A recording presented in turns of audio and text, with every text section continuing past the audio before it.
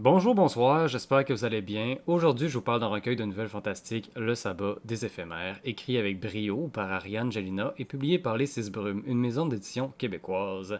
Je peux déjà dire que j'ai aimé la majorité des nouvelles. Ariane réussit à nous plonger dans 13 nouvelles aux ambiances totalement différentes les unes des autres, voire on est carrément dans 13 mondes différents. Chapeau Ariane, tu m'as fait voyager pendant la COVID, puis j'ai pas risqué ma vie, ni celle des autres, youpi! Mais avant de continuer d'en parler, je précise que c'est un recueil de nouvelles plutôt adulte avec ben de la violence et du sexe, des fois les deux en même temps, pis c'est pas toujours propre. Fait que le recueil est pour un public averti, et cette critique-là aussi, si on peut appeler ça une critique. Je suis pas vraiment professionnel, je suis juste une voix sur YouTube. Je suis présentement en pyjama, puis il y a des dinos sur mon pyjama. C'est ma mère qui l'a fait. Pis s'il te plaît, j'en voudrais 3 autres pour Noël, mom. Merci! Je t'aime! Joyeux Noël en retard! Je t'ai pas vu cette année à Noël.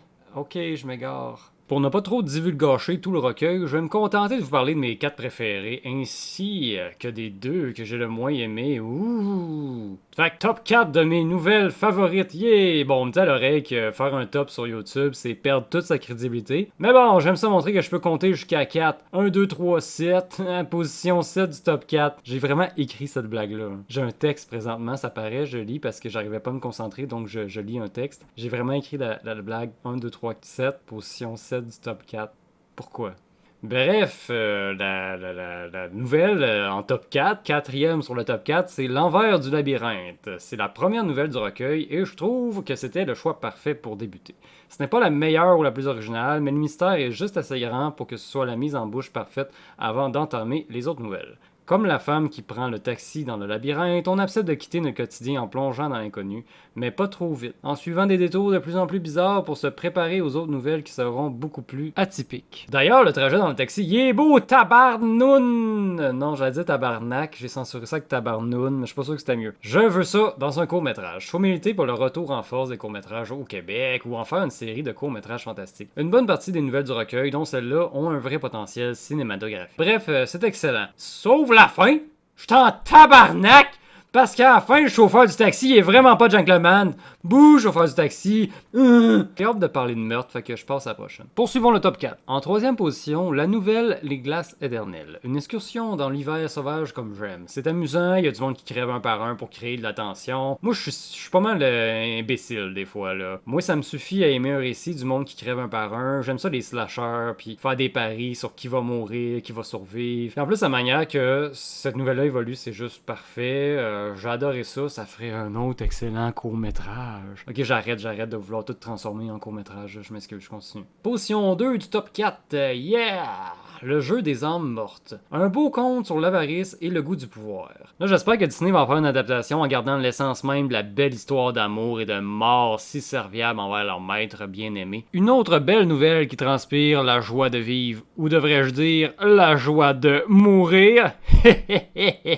Ok, on va faire comme si je l'avais pas fait ce jeu de mots-là. Je me hais, je me juge vraiment. Là. Mon hypothalamus aussi me juge de l'avoir trouvé drôle, puis vient de maudire toute ma descendance. Va chier, hypothalamus de merde! Moi j'ai le droit de me haïr, hypothalamus, mais toi tu fermes ta gueule! Et maintenant, la position 1 du top 1, j'ai choisi l'ascendance des Célènes. Et non l'ascendance des Hélènes, ça va être une tante que j'ai qui est super sympathique. Thumbs up à ma tante Hélène. J'ai vraiment l'air d'un vrai youtubeur quand je fais des blagues de qualité. Que dire sur l'ascendance des Célènes? Ben, j'ai prédit 100% de ce qui allait se passer dedans, mais ça m'a amplement satisfait. Parce que dans la vie, c'est bien beau avoir des idées, mais il faut savoir bien les écrire. Et Ariane, elle sait bien raconter une histoire. Là, j'ai peur d'en dire plus parce que je veux pas gâcher des surprises de cette nouvelle-là. C'est ma préférée, mais je vais juste dire que c'est une romance vraiment libératrice. Et il y a encore beaucoup de morts dedans. Yeah! C'est ça. C'est pas une comédie romantique, mais presque. Presque. Petite mention spéciale aussi à la dernière nouvelle du recueil, Les Espaces Atlantiques, qui offre un moment très doux à la fin. Puis au fond, c'est peut-être elle, ma nouvelle préférée. Mais comme je suis atteint d'une forme de bipolarité, aujourd'hui, ben, en ce moment, là, dans l'heure, dans la minute, dans la seconde, ce que je préfère, c'est vraiment les trucs d'action parce que je suis dans un état euphorique. Mais demain, que je vais dans un état complètement différent, ça se peut que je regrette de ne pas avoir mis celle-là en top 1. D'ailleurs, demain, je vais peut-être redevenir intelligent et vous dire que c'est totalement ridicule de faire un top 4 de ses nouvelles préférées d'un recueil parce que dans un recueil, toutes les nouvelles ont quelque chose à apporter au recueil. Puis je vais haïr ma critique, puis je vais me remettre en question, puis au secours, Sylvain, prépare-toi, il m'a sûrement t'écrire demain, genre, qu'est-ce que j'ai fait? Qu'est-ce que j'ai fait? Sylvain démenti! Aide-moi! Ah! Pour ce qui est des nouvelles que j'ai moins aimées, c'est surtout qu'elle avait, selon moi, des thématiques semblables à d'autres nouvelles plus complexes et plus intéressantes.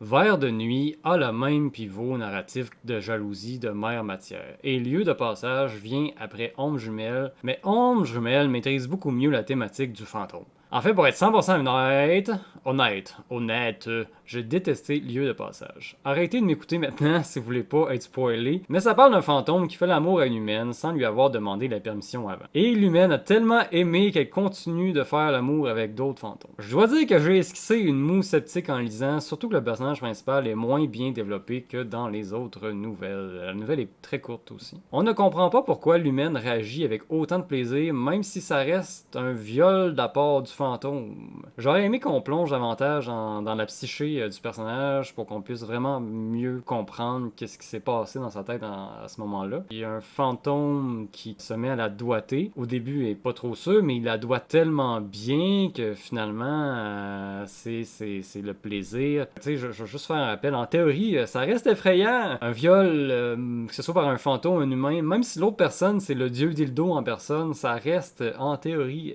effrayant. Mais je vous rassure, le texte ne fait pas l'apologie du viol. Le personnage de l'humaine est juste un personnage avec ses propres envies de personnage. On n'apprend pas beaucoup à la connaître dans la nouvelle, mais on comprend quand même que c'est pas le genre d'humaine qui gagnerait le prix Nobel de la paix. Ce serait plus du genre à décevoir ses beaux-parents à Noël ou à devenir présidente des États-Unis.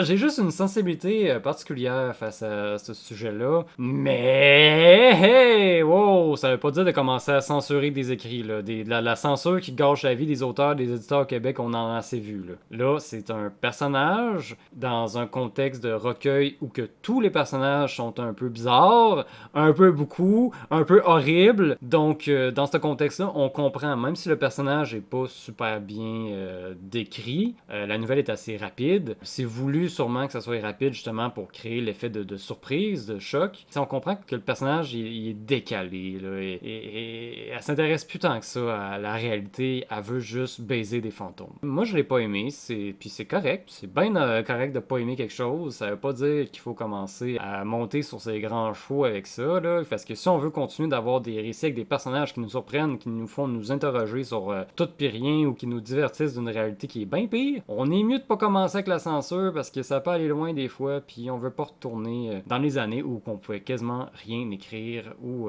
rien dire. Hein? À une époque, toutes les bandes dessinées, par exemple, étaient censurées par un code, fait que il y avait même plus de personnages ou presque féminins. C'était rendu tabou. On n'en reviendra pas à ces années-là. Hein? Merci. À part de ça, est-ce que je vous ai dit que je suis quelqu'un de superficiel puis qu'à la base, je me suis intéressé à ces livres-là juste parce que je trouvais la couverture super belle? Honnêtement, je savais même pas que c'était des nouvelles d'horreur. J'ai pas lu le quatrième de couverture, j'ai rien lu, je me suis pas informé du tout. Ça fait juste des années que je veux le lire juste parce que je trouve le livre excessivement beau. Je suis vraiment pas le public cible de l'horreur. Je trouve souvent que Patrick Sénécal est décourageant parce qu'il finit toujours très très mal ses histoires, trop des fois pour moi. Si jamais vous connaissez une histoire de Patrick Sénécal d'ailleurs qui finit bien, j'aimerais ça la connaître aussi parce que c'était mes romans préférés quand j'étais ado. Me suis un peu tanné, j'ai peut-être besoin de me réconcilier avec la chose. Mais, miracle, dans le cas de ma lecture de Le Sabbat des éphémères, ben j'ai aimé ça, j'ai pas été déçu, puis je restais avec un bon sentiment à la fin. Si je sais pas, même s'il y a beaucoup de nouvelles qui finissent mal, il y en a d'autres qui finissent bien, c'est bien dosé, tu sais, il y a plusieurs sortes de fins différentes, c'est pas toujours le même genre de fin. Tu sais, des fois dans un buffet, on a une petite envie, on sert juste des patates frites tout le temps. Ça, c'est un peu Patrick Sénécal. T'sais, tout le temps des fins patates frites.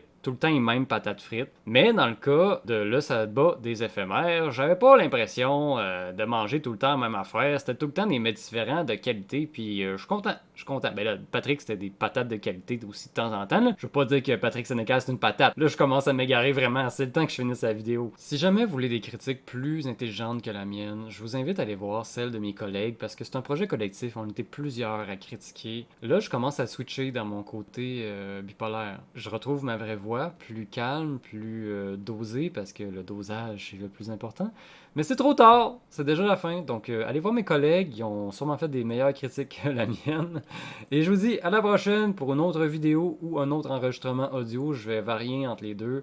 Des fois, j'aime ça juste être en audio, des fois, j'aime ça être en vidéo. Donc, à bientôt. Merci beaucoup de votre écoute.